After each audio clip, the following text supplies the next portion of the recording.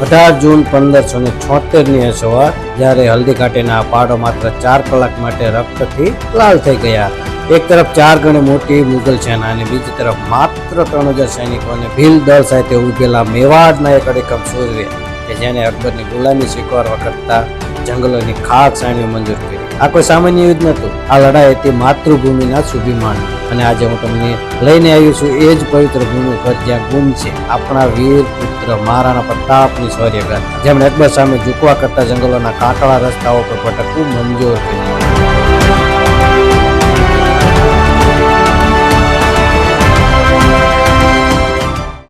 તો જો આપણે ડીઝલ પુરાવા ઉભા રહે એવી ટાંકી ખાલી થઈ જઈએ બધાની, ગાડીની તે માણસની તે તો અત્યારે ગાડીની ભરાય માણસની બાકી રહી છે.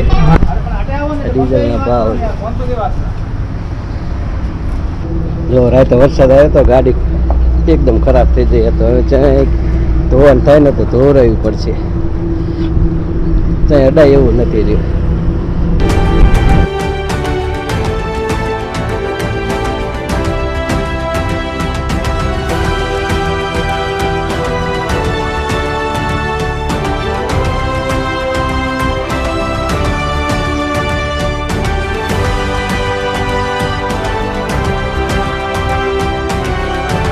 મિત્રો આપણે જતા હતા કુંભલગઢ. તો કુંભલગઢ જતા હોય છે આપણે હલ્દી ઘાટી છે અહીંયા આવ્યા હતા આપણે જે મહારાણા પ્રતાપ મ્યુઝિયમ છે જોવાયા છે. તો હારે આપણે મ્યુઝિયમ જોઈ લઈએ. જોયું અહીંયા કદાચ કહેવાય વિડીયોગ્રાફી અલાવ છે નથી ને ખબર, પણ અત્યારે જો આપણે પાર્કિંગમાં ગાડી પાર્ક કરી દીધી.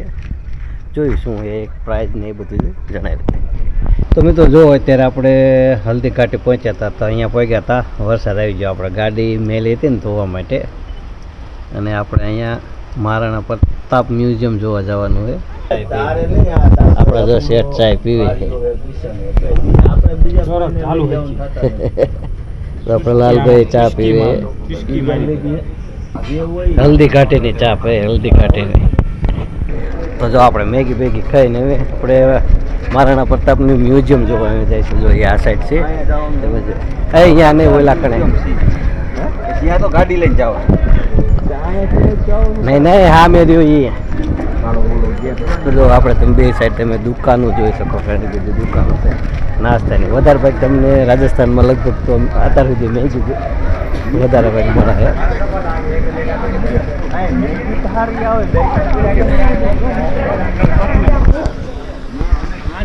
જો આ સાઈડ જુઓ તમે હાંઠિયા અને ઘોડા એ બધી સવારી કરવા માટે તમને અહીં પર મળી રહેશે. જો લાઈનમાં બધા ઊંટ અને ઘોડા બેઠા છે. અને આપણે આ સાઈડ જે દરવાજો દેખાય ત્યાંથી જવાનું હોય. જો આ દરવાજો છે આપણે આ સાઈડથી અહીં પાયા હતા.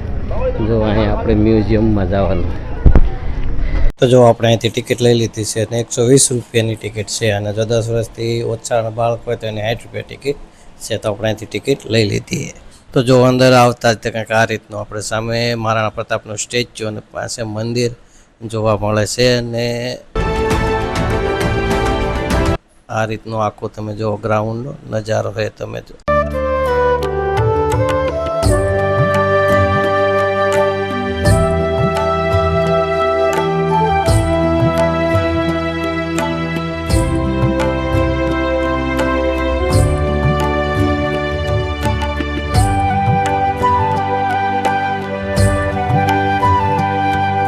જો આપણે આ સાઈડથી અંદર આવ્યા અને આ સાઈડ તમે જુઓ કે આ બેસવાની વ્યવસ્થા કરેલી છે. તો જો અહીંયા બાકડા મારેલા છે. આ સાઈડ જુઓ એટલે ઘણા બધા લાઇનસર સ્ટેચ્યુ બનાવેલા છે. તો આપણે ચાલો એ પણ આપણે જોઈ લેવી.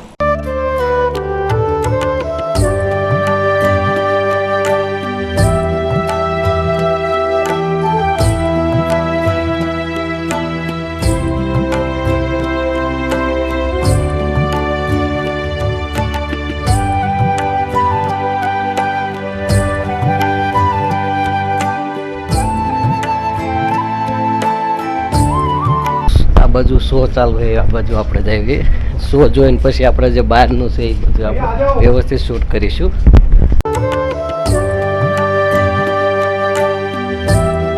જે શો છે ત્યાં એક પ્રોજેક્ટરથી મહારાણા પ્રતાપનો આખો ઇતિહાસ તમને દેખાડવામાં આવે.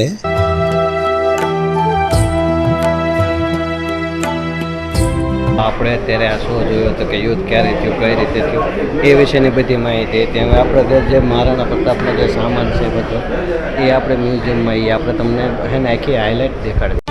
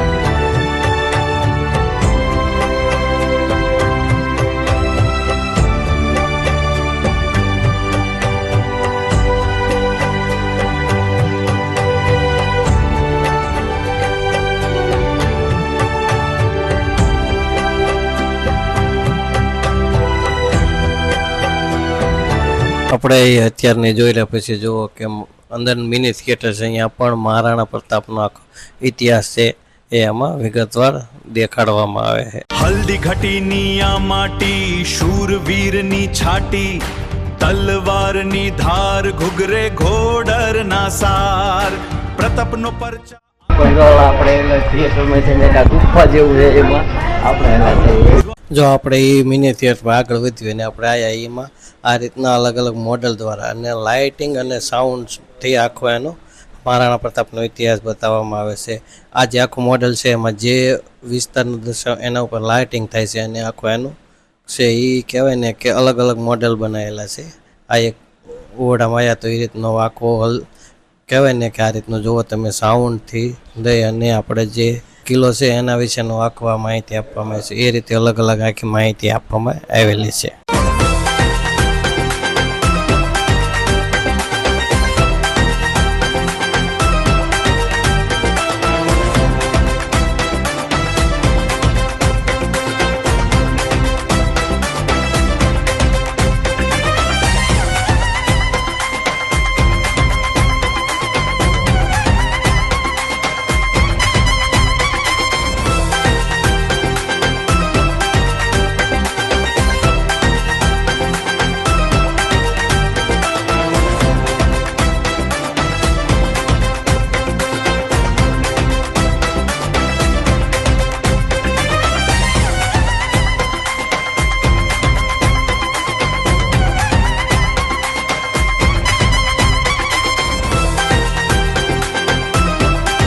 જો પ્રદર્શનમાંથી બહાર નીકળો એટલે આ રીતે કહેવાય ને કે જે રાજા થઈ ગયા છે એ બધાના અહીંયા સ્ટેચ્યુ અને એના નામ લખેલા છે અલગ અલગ તમે જોઈ શકો છો.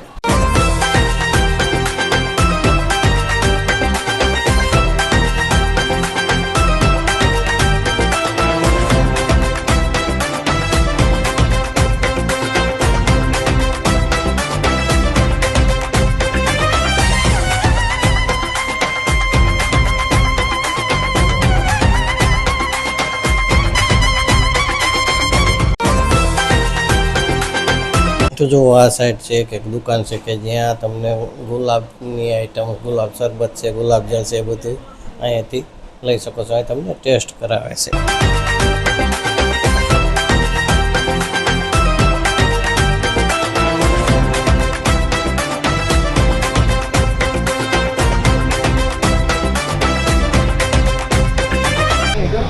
તો તમે જો આપણે આ પાછળ જુઓ છો આ રીતનું આખું છે પ્રદર્શન તમને આપણે અલગ અંદર પણ બતાવવામાં આવ્યું કઈ રીતનો કયો પ્રસંગ છે એ આખું લાઇટિંગ અને સાઉન્ડ શોમાંથી છે એ આપણને બતાવવામાં.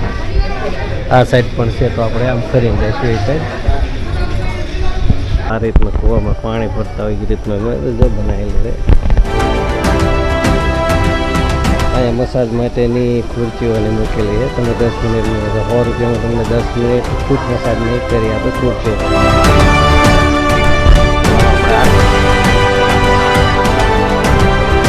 એ પહેલાં તમે જુઓ કે આ આખો ગઢ તમે જોઈ શકો પણ જોઈ શકો. અને આ બાજુ આપણે શું રહેતું એ જોઈએ બેસવા માટેની જગ્યા આગળ આપણે જે અહીં ગુલાબજળ ને એ બધું આપણે આ સાઈડ જોઈએ તો આપણે આ સાઈડ જોઈએ આપણે આ સાઈડ આખું બધાને બાળકો માટે કે એ જમાનાના લોકોનું ઉતવાની બનાવેલા એક કલ્ચર છે એ દર્શાવવામાં આવ્યું છે. મદારી છે એ ખેલ કરતા હોય છે.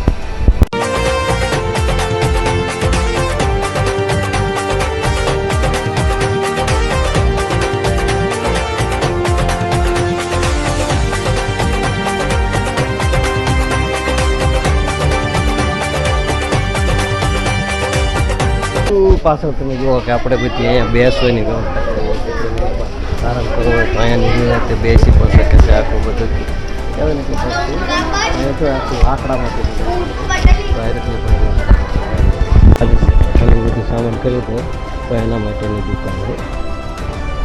તમને રાજસ્થાનની આઈટમ મળે.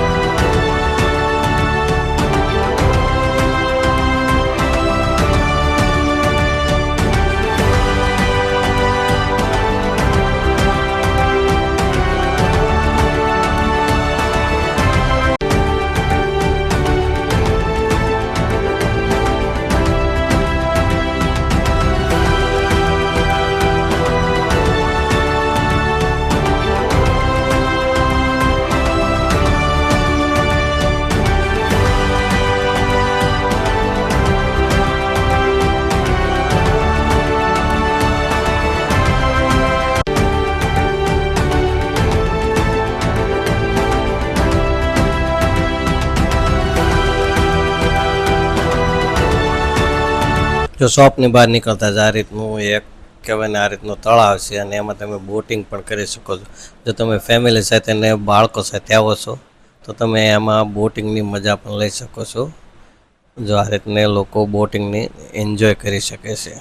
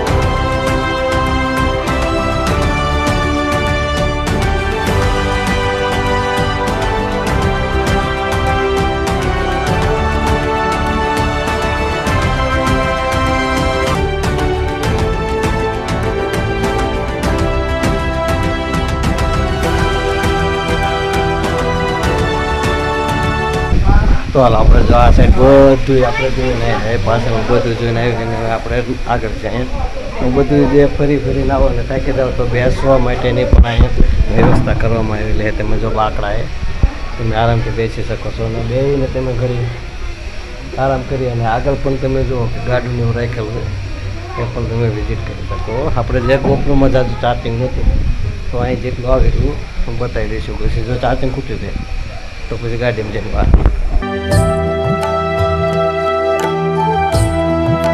મહારાણા પ્રતાપ મ્યુઝિયમ આખું હતું એને અહીંથી એક્ઝિટ આવી ગયો એટલે આપણે અહીંથી બહાર નીકળીએ છીએ.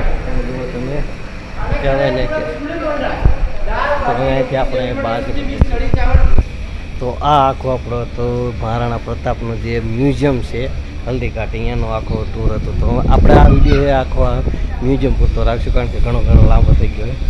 હવે અહીંયાથી આપણે જોઈશું કદાચ કહેવાય ને કે લાંબો વિડીયો ન નીકળે એડિટિંગ વખતે ને તો આપણે જે જવાના મહારાણા પ્રતાપનું જે સ્ટેચ્યુ બનાવેલું છે અને એના પછી ચેતકની સમાધિ છે હલ્દી ઘાટી છે હજી આગળ છે અહીંથી 2 કિલોમીટર આ બધું આપણે જોવા જવાનું છે. તો જોઈએ બહુ વિડીયો લાંબો નહીં થાય તો આપણે અને કન્ટિન્યુ કરશું, અને જો વિડીયો લાંબો થઈ ગયો હોય તો આપણે આ વિડીયોને ને અહીંયાથી એન્ડ આપીશું, અને આપણે હવે નેક્સ્ટ વિડીયોમાં આપણે મહારાણા પ્રતાપનું જે સ્ટેચ્યુ છે એ આપણે જોવા જઈશું. અને હવે ગોપ્રોમાં પણ જો ચાર્જિંગ ખૂટી ગયું તો આપણે આગળ છે કદાચ વિડીયો બનાવી નહીં શકીએ. તો ચાલો હવે આપણે સીધા ગાડી જઈને જ મળીશું. હવેથી આપણે અહીંયાથી એક્ઝિટ લઈ લઈશું. આપણે આ જે ગ્રાઉન્ડ છે એમાંથી આવ્યા હતા અને આપણે આ સાઈડ એને એક્ઝિટ લઈને બહાર જતા રહીશું. તો જો તમે આપ એક વખત આ ગ્રાઉન્ડ જોઈ લો. ચાલો ફરી આપણે નેક્સ્ટ વિડીયોમાં મળીશું, જેમાં મહારાણા પ્રતાપનું સ્ટેચ્યુ છે, ચેતકની સમાધિ છે, હલ્દી ઘાટી છે, આ બધું તમને એક બ્લોગમાં જોવા મળશે. તો ચાલો હવે ફરી આપણે સીધા ગાડીએ જઈને મળીશું. ત્યાં સુધી રજા.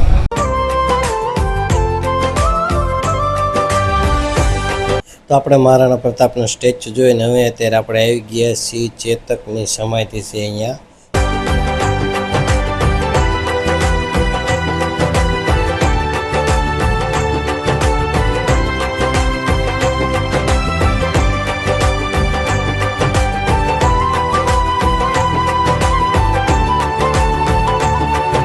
તો હવે આપણે આવી ગયા છે પ્રતાપ ગુફામાં. હવે અહીં એવું કહેવામાં આવે છે કે હલ્દી ઘાટીના પ્રખ્યાત યુદ્ધ પહેલાં મહારાણા પ્રતાપ છે એ અહીંયા જ કેટલાક દિવસ વિતાવ્યા હતા, અને આ ગુફામાં જ છે એ આખી રણનીતિ જે છે એ તૈયાર કરી હતી. અને જે સ્થાનિક લોકવાયકાનું પણ એવું માનવું હોય કે આ ગુફામાં કેટલાક ગુપ્ત રસ્તાઓ હોય જે સીધા જ ચિત્તોડગઢ તરફ જવા નીકળે છે. જોકે સુરક્ષા અને જોખમના કારણે આ રસ્તા બંધ કરી દેવામાં આવ્યા છે. તો હવે એના પછી આપણે આવી ગયા છીએ રક્ત તલાઈમાં. તો રક્ત તલાઈ એટલે કે રક્તનું તળાવ કે એક ઐતિહાસિક સ્થળ છે કે જ્યાં 1576માં મહારાણા પ્રતાપ અને જે અકબરની સેના છે એના વચ્ચે યુદ્ધ થયેલું હતું. લોકવાયકા અને ઇતિહાસ મુજબ જોવા જાય તો આ યુદ્ધ એટલું લોહિયાળ હતું કે બંને પક્ષના અસંખ્ય સૈનિકો અહીંયા શહીદ થયા હતા, અને જેના કારણે ત્યાં વહેતી નદી અને આસપાસની જમીન ઉપર સૈનિકોના લોહીનું એક મોટું તળાવ રચાઈ ગયું હોવાનું કહેવામાં આવે છે. આ રક્ત તળાવના પરિસરમાં મહારાણા પ્રતાપના પરાક્રમી સેનાપતિ જે હતા ઝાલા મન્ના, કે જેમણે મહારાણાનો મુકુટ ધારણ કરી અને યુદ્ધ લડ્યું હતું, તેમજ મહારાણાના કમાન્ડર હતા હકીમ ખાન સૂર અને ગ્વાલિયરના રામસા તંવર તથા તેમના જે પુત્રો છે એના સ્મૃતિમાં અહીંયા સ્મારકો આવેલા છે.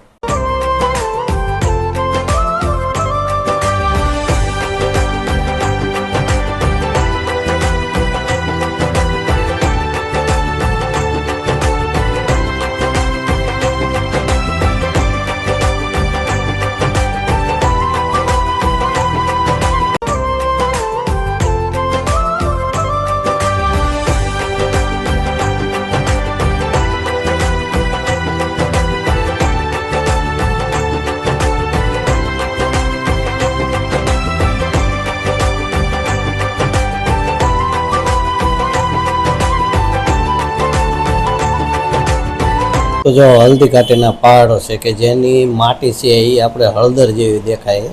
આ તમે જોઈ શકો છો, જેથી આને હલ્દી ઘાટી કહેવામાં આવે છે.